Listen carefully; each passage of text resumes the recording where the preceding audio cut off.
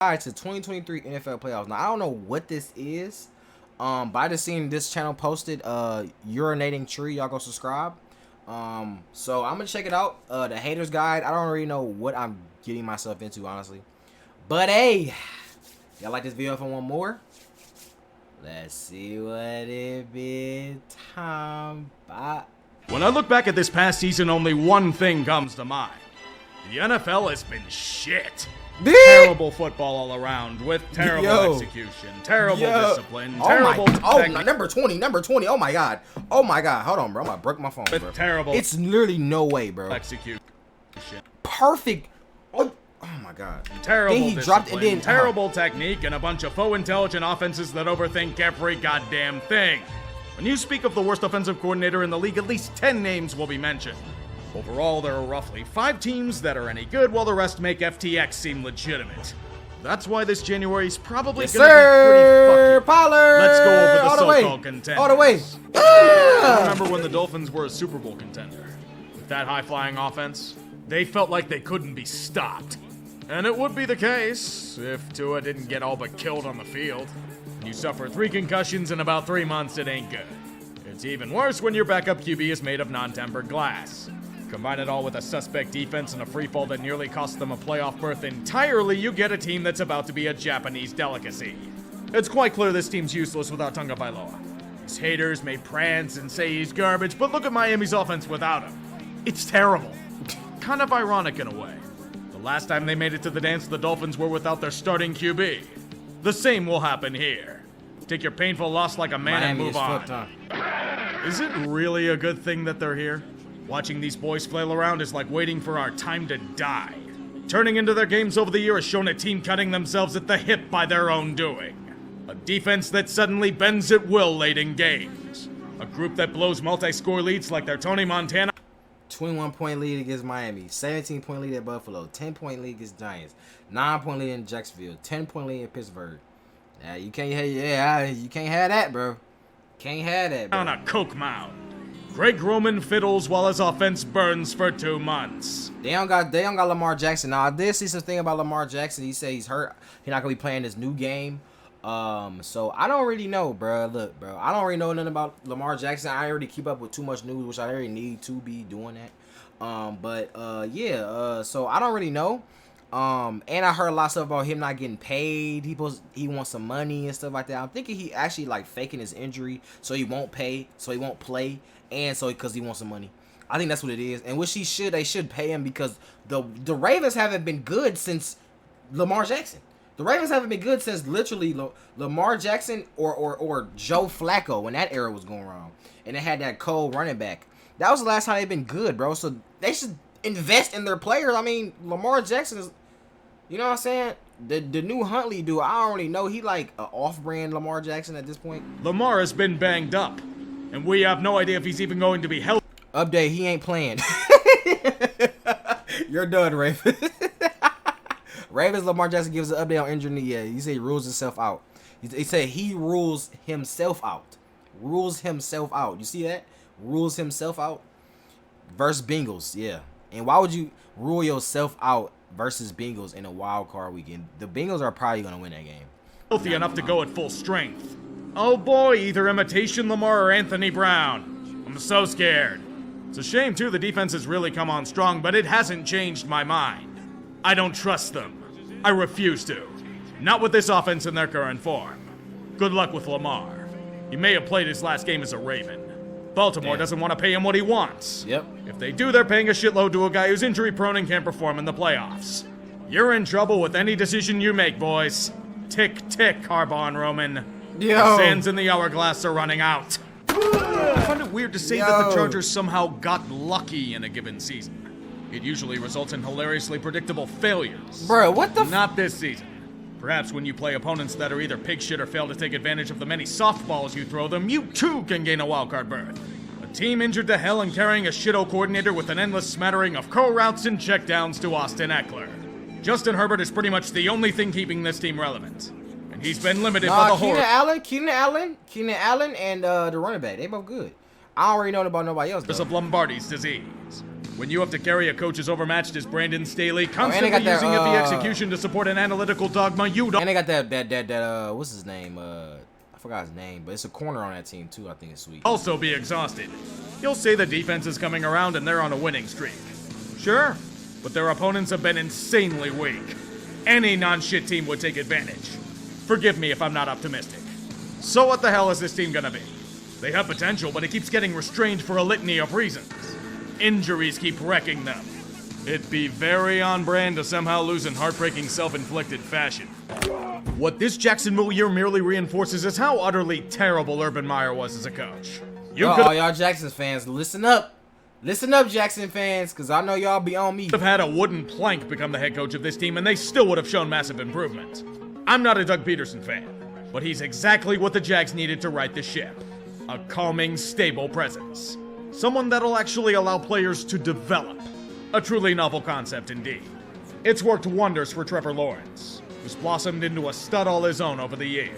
It's also worked wonders for that defense, finally coming together to be one of the best units since Saxonville. Yes, even Trayvon Walker, the first overall pick no one talks about. They may not be anywhere near ready to compete for a Super Bowl. They're still a highly raw work in progress. Dang. But winning a division title no one wanted to win is always a sight for sore eyes. Starting a year 2-6, then rattling off 5 straight wins and 7 of 9 is a beautiful thing, and proof of their future upside. This team needed hope, and they got it. That's all Duval wanted. These were fans donning clown outfits this time last year, and now they clowned a rival team. Only downside, you're stuck with Trent Balker for the next decade. Playoffs be damned, that's already a victory they'll cherish forever. Running it back is one of the hardest things for a Super Bowl contender to do. And early on, it was looking like the Bengals were dealing with a hangover of their own. We're simply meh. Watching Joe Burrow continue to die behind an offensive line failing to mesh and Zach Taylor trying to out-genius himself on the back of a kids' menu maze was painful. Even then, when there is talent, there is a way to overcome early adversity. It was looking like a struggle turned into a thriving enterprise. Burrow smoking the opposition with throws to Chase and Higgins. The offensive line finally starting to come into its own somewhat. And the defense still as underrated as ever. A well-rounded unit that can only be stopped by themselves if we're being honest. Even if Baltimore looks ripe for the kill. And since he's a very worthy adversary, they cannot look ahead. Too many teams have tripped over themselves in the process. If the Bengals aren't careful, they'll become just another statistic. It's happened to much better units in the past, even ones they beat on their Super Bowl run. It's been a pretty fucky season for Buffalo, and that's putting things lightly. A year that's seen them lose countless defensive leaders to season-ending injuries. One where massive snowstorms and other weather phenomena thwarted their travel plans at every turn. One where a brother-in-arms was nearly taken away from them by a routine hit. Yet despite all of these obstacles, despite every situation that would kill other teams, it's only made them stronger. Their bond has never been firmer than it is now. Their high-flying offense, that of Josh Allen's dazzling spirals to Stephon Diggs' amazing catches to a chorus of outstanding Who's the Bills play? Who the Bills play? Talents are ready to extract vengeance for generations of ancestors past. With that defense oozing with game-changing abilities, ready to turn their opposition into beef on weck, the time is now. This is their best shot at being able to make it back to the big game, albeit with an asterisk. They'll be undermanned on defense without Von Miller, who they needed on this trip. Oh, they Von Miller Micah out there no Hyde more? should be back, but Buffalo has faced adversity before, and they'll do anything to overcome it. Anything to avoid the horrible talisman that they still rue to this day. The coin. Methinks that Kansas City's demise may have been exaggerated. Without Tyreek Hill, we thought they'd take a step back. Chiefs would be good, but nothing spectacular. Mahomes can only do so much. However, we failed to remember. They only need 13 seconds to turn a dire situation around. I know overplay, but KC's supposed decline and fall were used as fuel for their engines. With that offense and new blood being infused into this machine, they're still one of the elite teams in the league. These are the... She's got a good little squad still, bro. They still got some weapons, bro, and that's gonna help them a lot, bro. Them little weapons they got, cause it's a lot, bro. They got that running back is nice. You got McCole Hardman, like the off-brand Tyreek Hill. He's fast enough, you know what I'm saying. They got the other receiver. They got Travis Kelce. You know what I mean. They still got Pat Mahomes. Like they standard Chiefs. Plenty of high-flying shootouts. Mostly because the team's secondary is still insanely suspect and curls up into a ball at the first sign of resistance. In that case, they'll whip out the magic tricks. All they need are some cheap ones you'd see on a street corner. Try to find the missing card, and before you know it, your life savings is gone. Probably thanks to their offense. It will satiate Andy Reid in securing the finest cheeseburger known to man. And it'll be delicious. The only way you can stop it is by bringing nuclear missiles to a gunfight. It's very rare that a team ends up getting better after trading their franchise quarterback. We laughed at Pete Carroll for believing this team was significantly better than advertised. We laughed at them for starting Geno Smith full-time. We laughed when they spat in our faces. Then they started playing. We were forced to eat shit. Pete Carroll and John Schneider have been Geno saved from Smith the slow is better than who agrees? Is Geno Smith better than Russell Wilson? With an outstanding season. Geno magically turning into Rich Gannon and getting himself paid in a few months. Being blessed with what is probably the best draft class since the 2017 Saints. It's true they have fallen off hard over the past 2 months, particularly Geno. And their defense can't stop the run, but they've earned the right to get their asses kicked by San Fran. Hell, they accomplished the tanking part as well. Denver did it for them. They have a top 5 pick! House money. They all but won the goddamn Powerball. They're laughing all the way to the bank. Right after they take their licks in Santa Clara, of course. This Giants team has proven to us all a fact. The Giants, how about the Giants? The Giants, they straight, you know what I mean? But they ain't got no threats. The Giants only have motherfucking, Giants got Saquon Barkley and the quarterback. That's literally who they have. That's their top players right there. Saquon Barkley and a quarterback. I don't know nobody else on the Giants that's good. Indeed, make the playoffs without anything resembling talent. When you have a quarterback who isn't forced to do much, throwing to receivers that can catch, and an offensive line as consistent as ocean waves. Being bogged down in cap hell by Dave Gettleman's personal hellscape, coming off a year where the team was slowly decapitated by key injuries. The fact that they made it this far either proves the power of good coaching or how terrible the league was in general. Probably more to do with Saquon Barkley finally being able to stay healthy enough to show off his transcendent talents. There you go. He's been carrying this offense on his back. Told you. And where he goes, the G-men go with him. There's no real pressure to do anything. This year has no expectations besides basking in the warmth. Where they go from here? Who knows? But the time has come to embrace their destiny. Hopefully without the half-day. Do they manage to keep Daniel Jones, Saquon, or both? Ooh. Imagine they get traded. If where would Saquon be at? Where could y'all imagine Saquon getting traded at? Ooh, that's decade of darkness afterwards. How about them Cowboys? Yes, sir. Left for dead in week 1, they somehow survived an injury to Dak to blossom into a legit contender. Much to the chagrin of everyone not in Dallas. Yes, sir. Normally, a team as strong as they are would be division winners, and there'd be at least 100 shots of Cherry Boy and his owner sweeten the TV broadcast. However, this is not a normal year. Philadelphia ran the table for the first half of the season. This will expose every crack in their foundation. Oh my God. Mainly Dak, leader in direct TV commercials and interceptions on the season. Not to mention... What? He said he got the most interceptions? Huh? Are you serious? Cowboys, Dak Prescott says dubious NFL interception record during... Oh my. Dak Prescott had the most turnover. I did not know that. Oh my. He had 15 interceptions in 12 games? What? TV commercials and interceptions on the season. Not to mention that every loss they've had this year has been on the road. They will overcome such issues with Micah Parsons screaming down the edge to kill opposing quarterbacks. On paper, should be fine otherwise. Oozing with talent at the skill positions, very strong offensive line, star power that makes for good spank bank material. But they're still looking behind their shoulder at external threats. Dallas should be very careful moving forward. If they fail, there will be casualties. Jerry Jones isn't just going to send Micah screaming down the edge to kill countless servants of McCarthyism. It's going to... We're gonna be good, bro. We got Bucks first game, you know what I'm saying? Now, when you say after the Bucks, that's when it's gonna get a little hard. I ain't gonna lie. So I think we might have the Eagles, or somebody else. I think it's Eagles or somebody else. But that's when it's... Or the 49ers, I think. We play 49ers. So that's when it's gonna get really sticky. You know what I'm saying? That's when it's gonna get a little sticky. But... For right now, the Bucks, we gonna blow them out, bro. You know what I'm saying? We gonna see on Monday. We gonna see how it's looking. Send their limbs to the four corners of the earth. If you want concrete proof that this year of football was full of shit, look no further than the Bucs. It's not even that I have a vendetta or that they're frauds. This team sucks. See? Straight up horrible. Nothing makes me hornier than watching inept coaching and shitty play call. Oh my god. Nothing revs my engine like inconsistent quarterbacking with a non-existent running game featuring suspect wide receivers and an offensive line that can't block for shit. I love nothing more than seeing the same goddamn penalties ending the same goddamn drives over and over again. I love seeing a defense be forced to carry a franchise like Atlas carries the earth. It's a punishment I wouldn't wish on my worst enemy. In a real timeline, this team would be 6-11 and we watch someone else. But we can't have that. Great, you made it here because the Saints collapsed and Grady Jarrett touched Tom Brady. Whoop-de-doo. Now we have to hear the media wax poetic because Brady was able to drag this team to victory against shitty franchises that all but stopped trying. So much dick riding that he may as well own real estate on them. Bullshit. Oh god, bro. We already know. Tom Brady literally pays the refs, bro. Just doesn't end.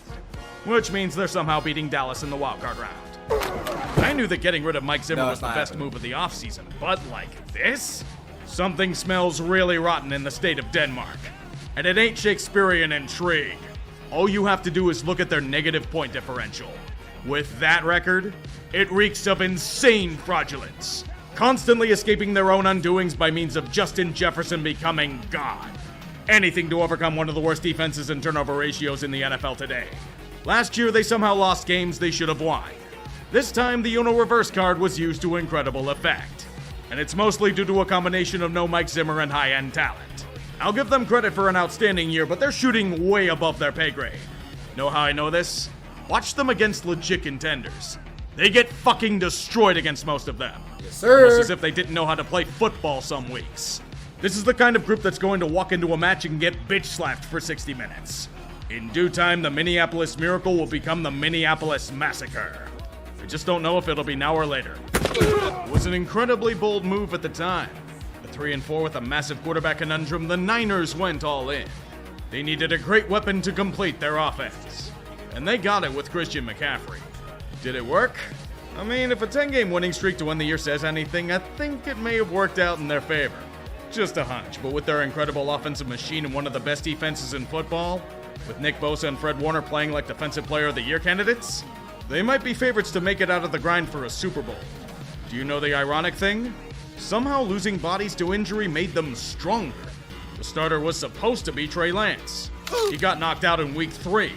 The backup option was Jimmy G. He was taken down by the injury gods as well. Enter the unsung hero, Purdy. a so-called irrelevant player who thrusts his brass balls into death-defying situations. Big Cock Brock. Yo! A legend without compare. Hey, yo! That might be his new name. Next 49 games to react to, Big Cock Brock. All right, Big Cock Blessed Brock. with composure rivaling the most grizzled veteran. If he can limit his mistakes on the big stage, the Niners will go far. They have everything they need to make a deep run. The question is, will it materialize? Remember You whenever... can't even say nothing much about the 49ers. 49ers is a good team, bro. They got good defense, good offense. Yeah, we got to see, bro. We got to see, bro. That's why they one of my top teams too, bro. Cowboys, 49ers, they nice, bro. One and their mother wanted Howie Roseman fired from his position 2 years ago. Seems insane to think, but there was some very real steam to it back then. So many questionable moves and draft decisions covered up a dark secret. Roseman is an ardent scholar of the Necronomicon. With his black magic, he was able to turn the fortunes of Philly near overnight. Yes, we will gladly take a premium wide receiver in A.J. Brown for a pittance. Yes, the team defense will be forged from the greatness of both in-house and free agent talent. Yes, Jalen Hurts will make an incredible leap to emerge as an elite QB. Behind that offensive line, he will have all the time he wants. An all-in push with an endless wave of talent, ring chasers, hired guns, whatever they desire. With Hurts on a rookie deal, this is the best chance the Eagles will have at securing another ring. I just hope that end-of-year skid was just a fluke. You don't want your division rivals laughing at you. Again. These playoffs should be pretty predictable to guess, right? Right? Oh, knowing how this season's gone, I'm probably gonna ruin everything anyway. Let's begin the jinxing. I'll save you from the tension. I'm rolling with Buffalo versus San Francisco in the Super Bowl. Buffalo versus San Francisco in the Super Bowl. So who's gonna beat the Eagles? I feel like 49ers. If somebody gonna try to beat the Eagles, it's gonna have to be 49ers, bro.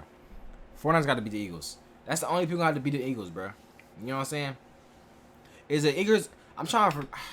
These teams have both the momentum and the plot lines the NFL desperately needs to lure the eyeballs in to watch such a spectacle.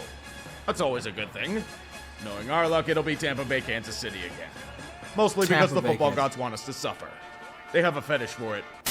We need someone, San Francisco, to get to the quarterback here. Prescott takes off running the football. Whoa, I don't think this is going to work out. It will. They'll be able to clock this. They were planning for it. It's down. Oh, my gosh. The official gets in the way. The game's over.